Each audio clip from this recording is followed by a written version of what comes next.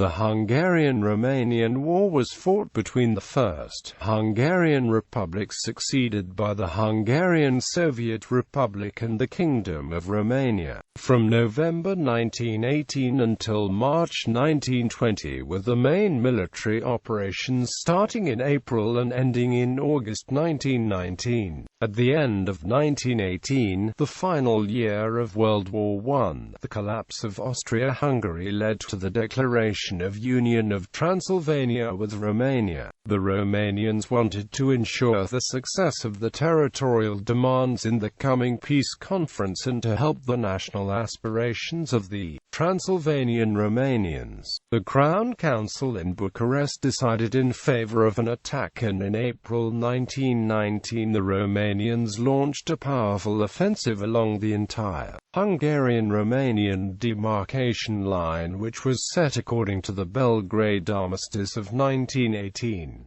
The Paris Conference decisions of moving forward the Hungarian-Romanian demarcation line was unacceptable to the Hungarian government, which resigned in March 1919. The Bolsheviks took power and wanted to make good on the promise to protect Hungary's borders, withstanding the Entente's further demand of territorial concessions. During the war, the Hungarian Red Army also fought against troops from Czechoslovakia, though not simultaneously with the Romanians, and Yugoslavian forces occupied Hungary up to Peucs. In the war's first phase, the Romanian army advanced against light resistance up to the western Carpathian Mountains. In the second phase, they overcame the Hungarian Red Army to reach the Tisza River. Finally, in the third phase, they defeated the Hungarian army and ousted the communist regime of Beökütőkön after they occupied Budapest. Background: Hungary. In 1918, the Austro-Hungarian monarchy collapsed as a result of losing World War I. On October 31, 1918, the success of the Asta Revolution in Budapest brought the left liberal Count Mátyás Károly, an Entente devotee, to power as Prime Minister. He yielded to Woodrow Wilson's pacifism by ordering the full disarmament of the Hungarian army and proclaimed the advent of the First Republic, of which he was president. On 13 November 1918 in Belgrade, Károly signed an armistice with the Entente, setting up demarcation lines for the territory that was to remain under Hungarian control until definitive frontiers would be established. By the terms of the armistice, Serbian and French troops advanced from the south, taking control of the entire Banat and Croatia. At the same time, Czechoslovakia took control of Upper Hungary and of Carpathian Ruthenia, and Romanian troops were allowed to advance to the Mureș River. However, the demarcation lines were not to hold for long, the Serbians occupying Peucs as soon as November 14. The armistice limited the size of the Hungarian army to 6 infantry and 2 cavalry divisions. By February 1919, the Károly government had lost all popular support, having failed on domestic and military fronts. The communist leader Beökütőkön was imprisoned in the Marcos Street prison on February. After the resign of the liberal Mátyás Károly, Kun was released from the prison. Kun immediately formed a Social Democrat and Communist coalition government on March 21, and proclaimed the Hungarian Soviet Republic on the same day. However, some days later, the Communists purged the Social Democrats from the government. The new government proclaimed the Hungarian Soviet Republic and promised equality and social justice.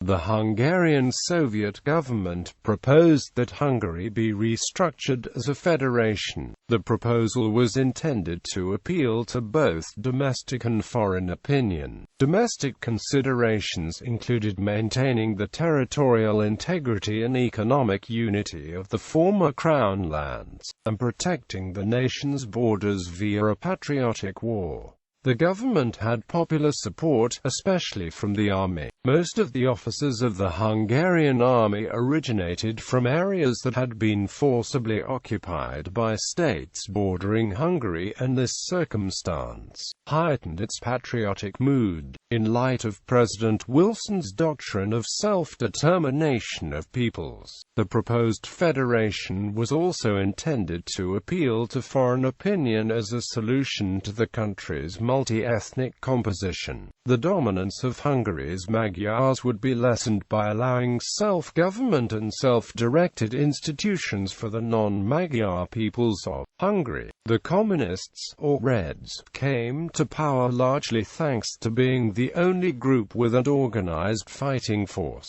and to the promising that Hungary would defend its territory without conscription. Initially, most soldiers of Hungary's Red Army were armed factory workers from Budapest. Later, the Hungarian Red Army became a truly national army, the ranks of which were motivated by patriotism rather than ideology. Romania. In 1916, Romania entered World War I on the side of the Entente, with the main goal of uniting all territories with a Romanian national majority into one state. In 1918, after the Communists took power in Russia and signed a separate peace in the Treaty of Brest-Litovsk with the Central Powers, Romania was left alone on the Entente's eastern front, a situation that far surpassed its military capabilities. Therefore, it sued for peace, and reached an understanding with the Central Powers in May 1918 in the Treaty of Bucharest. Alexandru Margaloman signed the Treaty of Bucharest with the Central Powers on May 7, 1918. However, this treaty was never signed by King Ferdinand. The situation in Romania at the end of 1918 was dire. Romania was suffering from the consequences of the punitive war reparations imposed by the Central Powers. Dobruja was under Bulgarian occupation, and a large German army under the command of Field Marshal August von Mackensen was retreating through the country. The bulk of the Romanian army was demobilized, leaving only 4 full-strength divisions, while further 8 divisions were at peacetime strength. With these troops, the army had to keep the order and protect Bessarabia from hostile actions of the Soviet Union, for which purpose it used the 4 battle-able divisions, while at the same time counter the Bulgarian presence in Dobruja and supervise the retreating German forces. On the 10th of November 1918, taking advantage of the Central Powers' precarious situation, Romania re-entered the war on the side of the Entente with the same objectives as in 1916.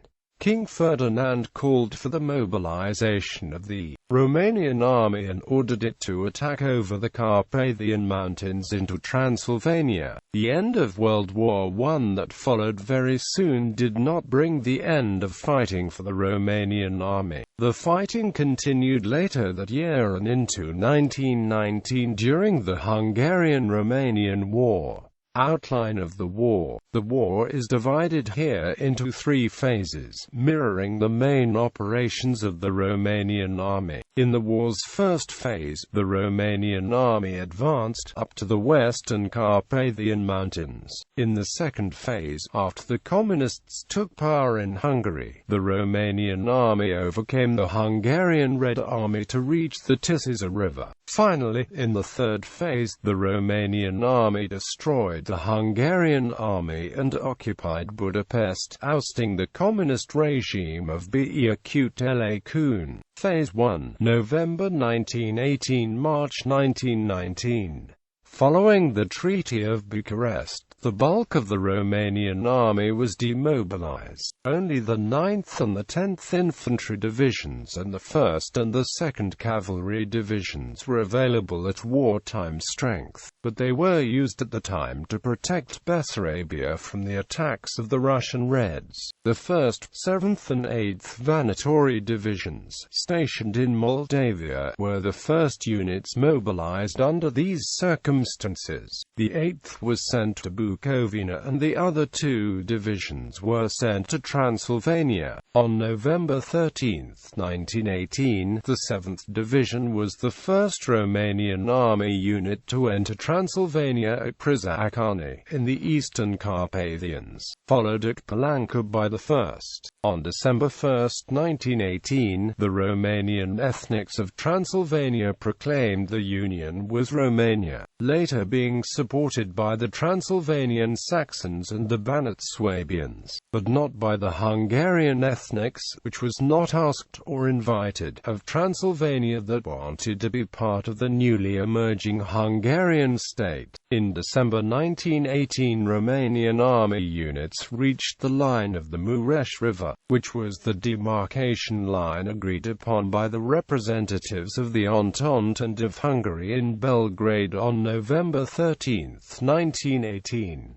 At the same time, units of the German army, under the command of Marshal von Mackensen, retreated westward. Following a Romanian request, the Allied command in the east under the leadership of the French General Franchet d'Asperi allowed the Romanian army to advance up to the line of the Western Carpathians. The 7th Vanatory Division advanced in the direction of Cluj, and the 1st in the direction of Alba Iulia. On December 24, units of the Romanian army entered Cluj. By January 22, 1919, the Romanian army controlled the entire territory up to this demarcation line. At this point, the Romanian army in Transylvania was stretched thin, having to simultaneously deter the Hungarian army and maintain order in the territories under its control. Hence, the Romanian High Command decided to send 2 more divisions into Transylvania, the 2nd Vanatory Division to Sibiu, and the 6th Infantry Division to Brasov. A unified command of the Romanian army in Transylvania was also established, with the headquarters at Sibiu. General Traian Mosoiu was put in charge of this command. Romania started organizing the territory it had taken, which at this point was far from encompassing the ethnic Romanian population in the region. 2 new infantry divisions, the 16th and the 18th, were organized from Romanian soldiers previously mobilized in the Austro-Hungarian army. On February 28, the Allied Council decided to notify Hungary of the new demarcation line to which the Romanian army would advance. This line coincided with the railways connecting the cities of Satu Mare, Oradea and Arad. However, the Romanian army was not allowed to enter these cities. A demilitarized zone was to be created, stretching from there up to 5 kilometers beyond the border, marking the extent of the Romanian territorial requests on Hungary. The retreat of the Hungarian army behind the westward border of the demilitarized zone was to begin on March 22, 1919. The notification reached Hungary on March 19 through French Lieutenant Colonel Fernandvix.